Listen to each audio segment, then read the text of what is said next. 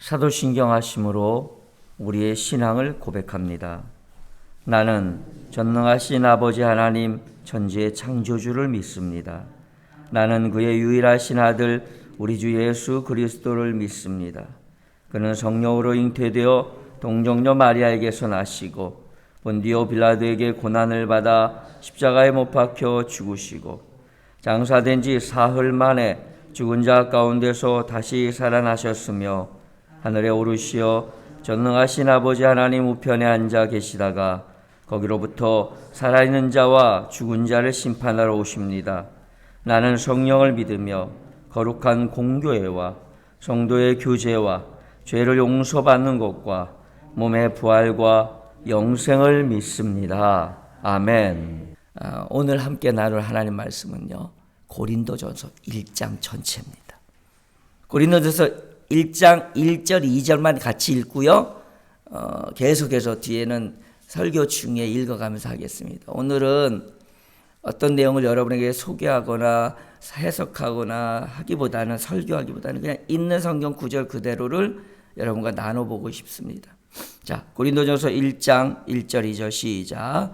하나님의 뜻을 따라 그리스도 예수의 사도로 부르심을 받은 바울과 형제 소스데네는 고린도에 있는 하나님의 교회 곧 그리스도 예수 안에서 거룩하여지고 성도라 부르심을 받은 자들과 또 각처에서 우리 주 곧 그들과 우리 주 대신 예수 그리스도의 이름을 부르는 모든 자들에게. 아멘. 믿음의 본질은 사랑입니다. 우리가 믿음을 외치며 오늘도 주님의 전에 함께 나와 있는 이유는 사랑하기 위해서입니다. 교회를 세움도, 교회의 지체가 됨도 결국 서로가 서로를 사랑하는 것, 그리고 그것이 하나 되어 하나님을 사랑함에 부족함이 없게 하는 것입니다.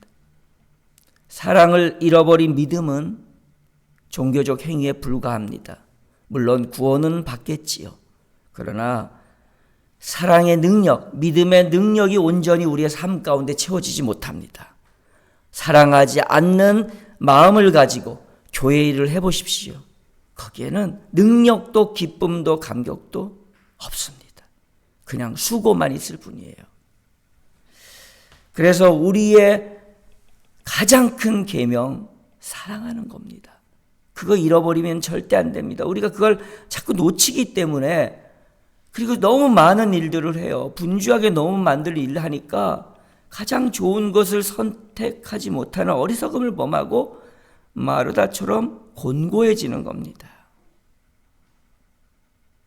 물론 마르다의 수고가 나쁘다는 뜻이 아니에요.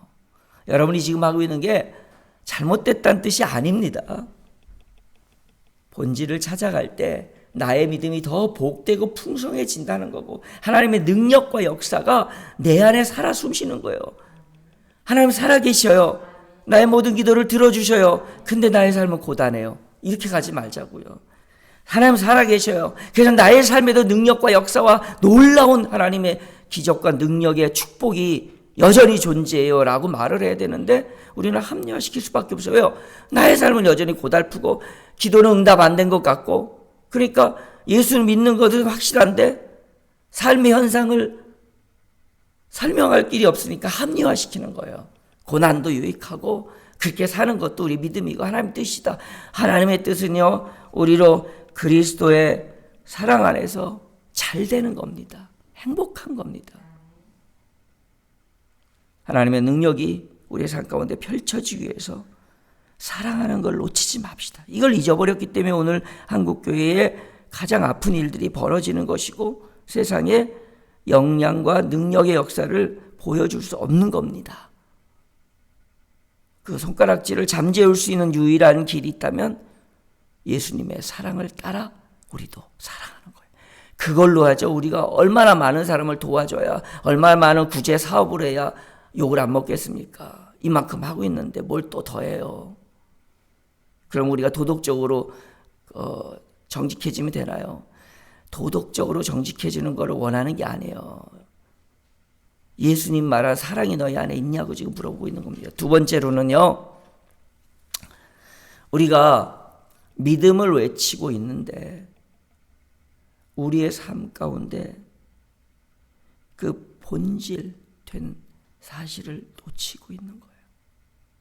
그건 뭐냐면 우리 예수 닮아가기 위해서 여기 모는 거예요. 그래서 우리의 별칭이 크리스찬인 거예요. 그리스도인, 그리스도를 닮아간 사람, 그리스도 같은 사람. 그래서 사람들이 야, 크리스찬이네? 만약에 우리가 그리스도인이세요? 그러면 그 말을 이렇게 받아들여야 돼요. 예수님 닮은 사람이네요. 우리 찔려야 돼요. 왜? 우리의 본질은, 믿음의 본질은 그리스도를 닮아가는 거예요. 일하려고 모인 게 아니고 예수님 닮아가기 위해서 우리가 불리어진 자입니다. 이거 놓치고 우리가 뭘 하겠습니까? 권사가 되고 장로가 되고 목사가 된들 예수님 닮아가기를 애쓰지 않고 능력을 발휘한다면 그 능력이 무슨 의미가 있습니까? 세상 사람들도 하는 거 아니겠어요? 예수님 닮아가야 합니다. 그 예수님 닮아가면 그것의 마지막 끝은 십자가예요. 우리가 거기까지는 못 가더라도 예수님 닮아가려고 예수님처럼 습관을 쫓아 기도해보고 예수님처럼 믿음으로 반응하려고 그러고 하나님의 뜻이 무엇인지 아버지의 뜻이 무엇인지 날마다 물어보고 예수님 닮아가는 삶을 놓치지 맙시다. 그거 말고 다른 것은요 변명거리입니다. 그 다음에 세 번째는요, 이 세 번째는요 오해도 많이 있고 잘못 해석하는 것도 너무 많고 그런데 해야 할 말은 너무 많아요. 왜? 사랑 그리고 예수 그리스도라는 그 단어를 뺀 말 중에 성경에 너무나도 많이 나오는 말이기 때문에 그렇습니다. 물론 똑같은 단어로 나오진 않지만 성경 창세기 1장부터 요한계시록 끝장까지 끊임없이 나오는 거예요. 뭐냐면 부르심이에요. 하나님이 아브라함을 부르셨어요. 그렇게 성경은 시작합니다. 노아를 부르시고 사람들을 부르십니다. 부르심이 없는 사명은 문제 있습니다. 그건 자기의 욕심이 됩니다. 어떻게 부르심이 없는데 부르심에 확신이 없는데 사명을 논합니까? 그 부르신 자리가 나의 사명인데 그게 만약에 내가 깨달음이 내 가정이구나 그러면 그게 내 사명인 거예요. 내 부르심의 현장과 상황은 제껴놓고 오늘 성경 읽자 그렇고 결국은 지금 부르심을 다 해버리고 말해. 이 얘기만 하고 성경 읽는까지 읽읍시다. 부르심을 무시하고 그래서요 바울이 이런 얘기를 해요. 너희가 노예로 있을 때 부르심을 받았냐 걱정하지 마. 거기서도 하나님이 역사하셔. 그러니까 노예 현장. 왜 나를 이렇게 가난한 자리에서 부르고 저 사람을 이렇게 저렇게 생각하면 기준 미달인 것 같은데 저렇게 나라와 민족 앞에 서서 저렇게 메시지 정하고 하고 있을까? 그건 그의 부르심이에요. 부르심을 일반화시키니까 사명으로 일반화시키니까 비교가 되고 서글퍼지고 비판이 되는 거예요. 그냥 내가 부르신 자리에서 내가 해야 될 일을 하면 물론 그것이 어떤 사람은 세상을 변화시키고 잘못된 것을 바로잡는 부르심일 경우가 있어요. 근데 그게 나의 부르심인가를 되새겨보면 그게 나의 사명이 될 수 있습니다. 근데 사명을 가지고 부르심에 대한 것은 무시하고 사명만 생각하고 이러면 나중에 지나고 나면 지칩니다.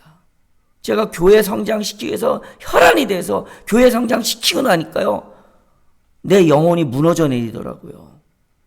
교회를 부흥시켰어요. 근데 나는 점점 더 공고해지고 내 가정의 환경은 물론 내가 문제죠. 가정의 환경이 문제가 돼야 나로 말미암아 내 가정의 환경은 점점 힘들어지더라고요. 가족과의 관계도 힘들어지고 아내의 관계도 점점 힘들어. 교회는 부흥하는데 이게 뭐예요? 뭔가 문제가 있는 거예요. 보니까 나의 부르심은 하나도 고려치 않았던 거예요. 그만. 자, 고린도전서 1장. 바울이 지금요, 로마서 빼고 편지의 첫 번째 편지.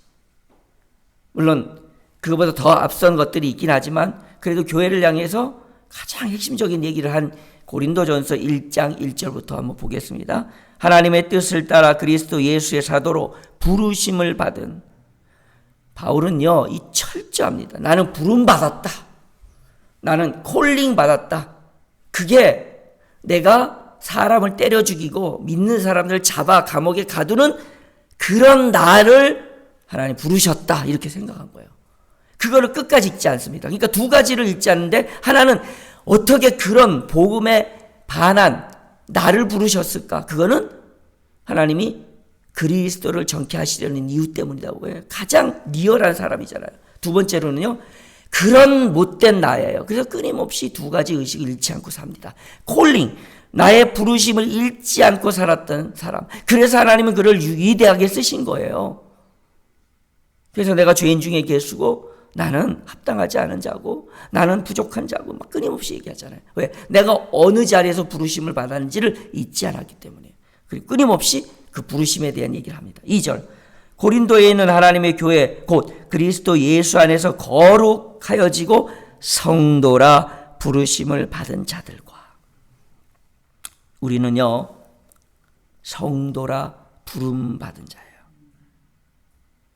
부르심을 받음으로 말미암아 그렇지 못한 죄인임에도 불구하고 우리를 성도라 부르셔, 거룩한 자라 부르셔 주셨어요. 하나님의 부르심의 이유입니다. 불렀어요. 그리고 말하십니다. 거룩하다.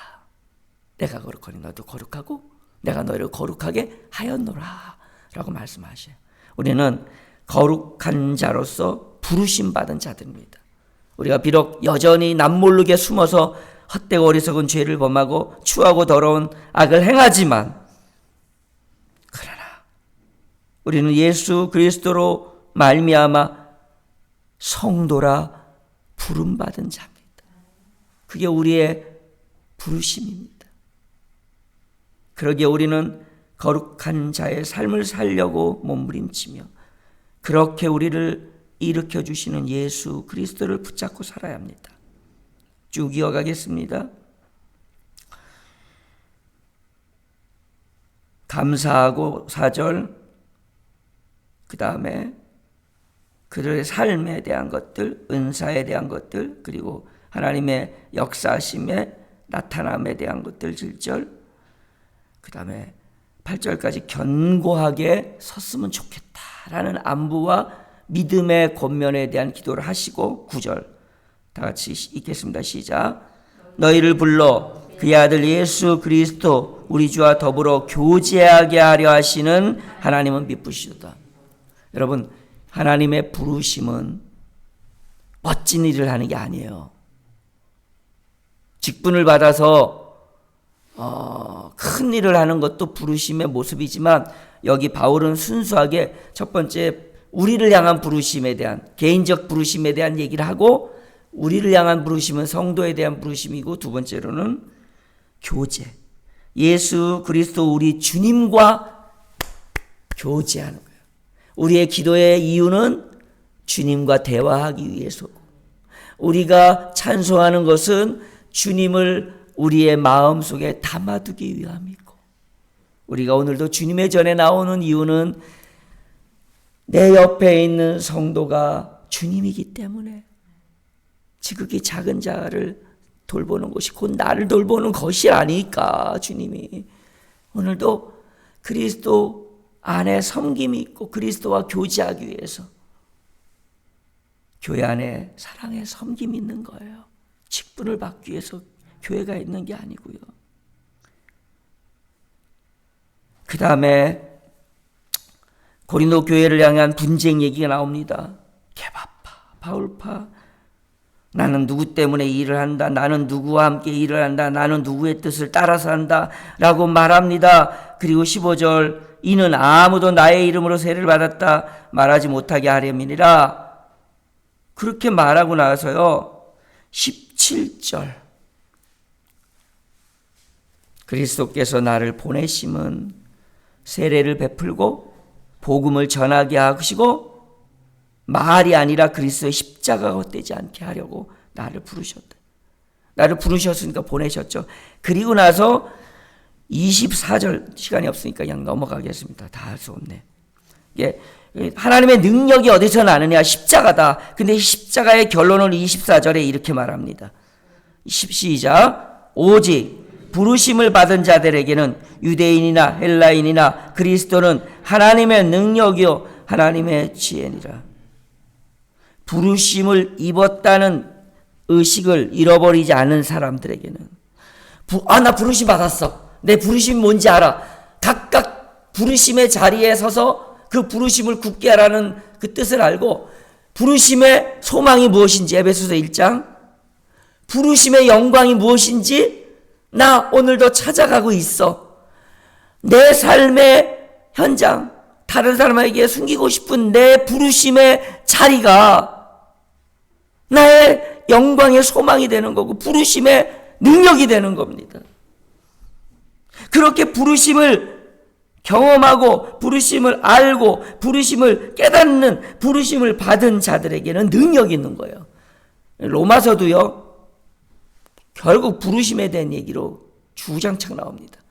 여러분이 잘 아는 로마서 8장 28절 여러분 모든 거에 합력하여 선을 이루리라는 뒷말씀이 너무 좋죠. 그러면 모든 거에 합력하여 선을 이루시기 원하신다면 바로 앞절을 잊지 마십시오. 앞절이 뭐예요? 로마서 8장 28절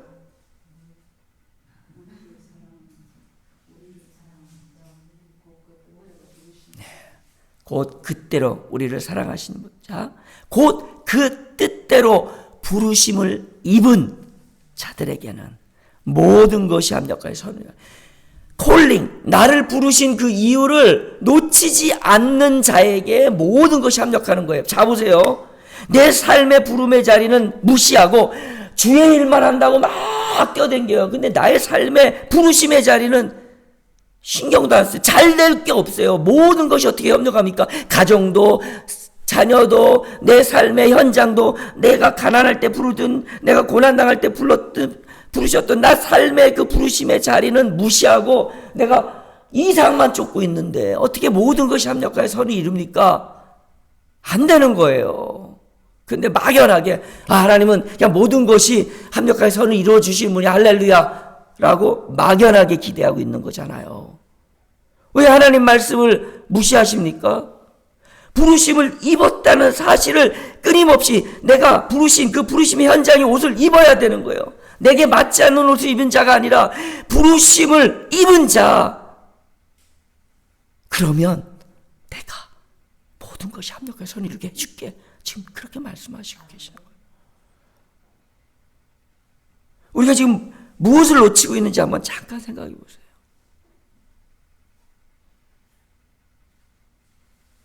목회자들 세계에 가보면 가장 가슴 아픈 게 뭐냐면요.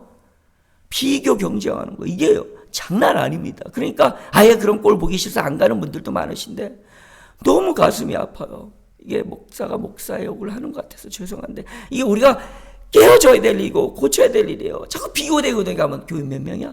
우리는 몇백 명. 우리는 몇천 명. 아이고 나는 아이고야 아직도 20명도 안 돼. 이게요. 저도 똑같아요. 지금 나는 안 그렇기 때문에 이 얘기를 하는 게 아니에요. 나도 똑같아요. 가면요. 와, 그렇지 않고 싶은데 막 비교당하고 그리고 저 사람은 막 앞에 서서 막 뭔가를 주도해 나갔는데 나는 뒤에서 따라가야 돼. 뭐 이런 의식이 막 팽배하니까 이거는요. 부르심을 놓친 사람들의 모습입니다. 그냥 내가 부르심 초라할 수 있어요. 근데 그걸 누구보다 먼저 인정하고 그를 부르심 앞에서 눈물 흘리며 기도하면 하나님이 그를 높여주시고 하나님이 그를 택하실 텐데. 오직 부르신 자들에게는 그리스도는 하나님의 능력이십니다. 그리스도는 하나님의 지혜입니다. 그리스도가 뭘까요? 그냥 예수라는 한 육신의 몸을 입은 분의 얘기일까요? 그리스도라고 한 이유가 있습니다. 예수라고 안 하고 그리스도라고 한 이유가 있습니다. 그리스도는 구원자라는 뜻이에요. 우리의 삶의 구원자가 되십니다. 그 구원자 하신 것은, 그 그리스도는 그냥 단순히 한 인물의 이름을 얘기하는 게 아니에요. 그냥 예수라는 어떤 역사적인 한 존재가 아니라 인류의 모든 전체를 볼 때 구원자 되신 그리스도. 그는 창세전부터 여전히 계신 분.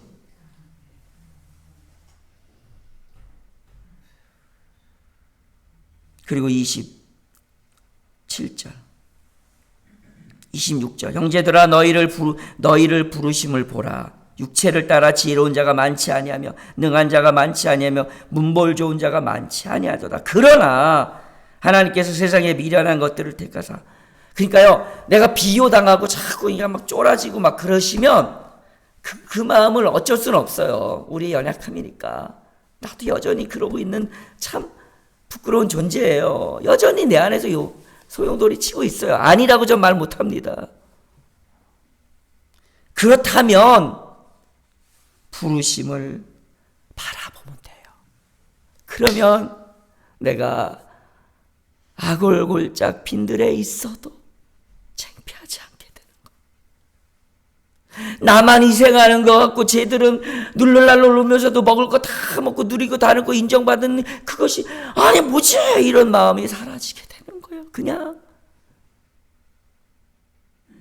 내가 신하는 것 하나님이 받으시고 마지막 날 채워주실 거 그거 바라면 내 부르심의 자리에서 내가 할 수 있는 거 비교하지 말고 내가 할 수 있는 거 하면 돼. 그게 나의 부르심이고 바울은 그래서 뒤에 끊임없이 얘기합니다. 각자의 부르심 자리에서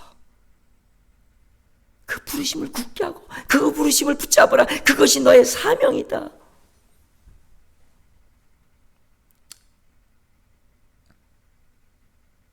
여기 보면 택하심이 계속 나옵니다. 28절에도 나오고 자랑하지 못하게 하는 것은 택하심도 부르심이잖아요. 자랑하지 못하게 하는 거예요. 여러분 우리가 얼마나 이것 때문에 상처를 받고 삽니까? 얼마나 이것 때문에 갈등하며 신앙생활을 합니까? 자랑하는 것 때문에 상처 입고 나도 자랑하고 싶은 욕구 때문에 자꾸 잃어버리잖아요. 뭔가를. 그런 우리의 마음을 지킬 수 있는 가장 좋은 믿음의 길은 오늘도 나를 부르신 그 부르심의 자리에 서는 거예요. 거기가 나의 사명의 자리인 거예요. 엉뚱한 데 자꾸 보며 부러워하지 마세요.